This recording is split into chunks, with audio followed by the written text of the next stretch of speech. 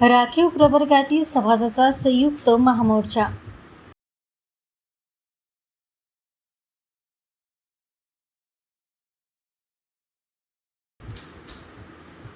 इतर मागास प्रवर्ग, ओबीसी, अनुसूचित जाती जमाती, विमुक्त जाती, भटक्या जमाती तसेच विशेष मागास प्रवर्गातील विविध समाज संघटना, संस्था आणि घटकांच्या वतीने चंद्रपूर येथे संयुक्त महामोर्चाचे आयोजन करण्यात आले आहे।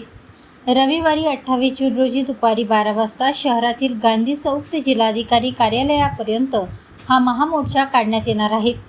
राष्ट्रीय ओबीसी महासंघ तसेच आरक्षित प्रवर्गातील विविध समाज संघटना व संस्थांच्या संयुक्त विद्यमाने या महामोर्चाचे आयोजन करण्यात येत असल्याची माहिती राष्ट्रीय ओबीसी महासंघाचे महासचिव सचिन राजूरकर यांनी आज गुरुवारी यंग रेस्टॉरंट येथे आयोजित पत्रकार परिषदेत दिली।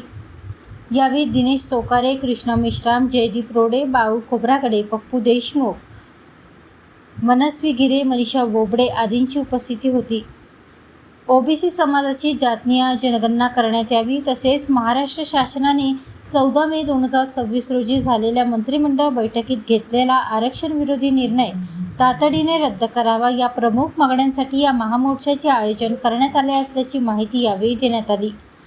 शासनाने हा निर्णय तातडीने रद्द करावा, अन्यथा अशा आरक्षण विरोधी निर्णयामुळे राखीव प्रवर्गातील जनतेचा संयमाचा अंत पाहण्याची वेळ शासनावर येऊ नये असा इशाराही यावेळी देण्यात आला।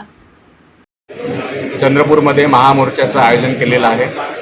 प्रामुख्याने ओबीसी समाजाची जातीय जनगणना करण्यात यावी आणि 14 मे 2026ला आरक्षण विरोधी जो कॅबिनेटमध्ये निर्णय घेतला आहे तो निर्णय रद्द व्हावा यासाठी या महामोर्चाचं आयोजन केलेलं आहे।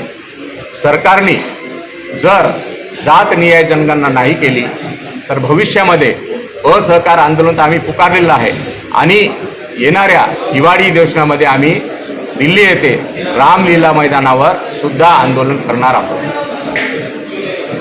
साधारणतः मोर्चा गांधी चौक ते जिल्हाधिकारी कार्यालयापर्यंत राहणार आहे। साधारणतः आमचा 10,000चा अंदाज आहे आणि वेगवेगळ्या राज्यातून आपापल्या पद्धतीनं लोक या महामोर्चात सामील होत आहेत।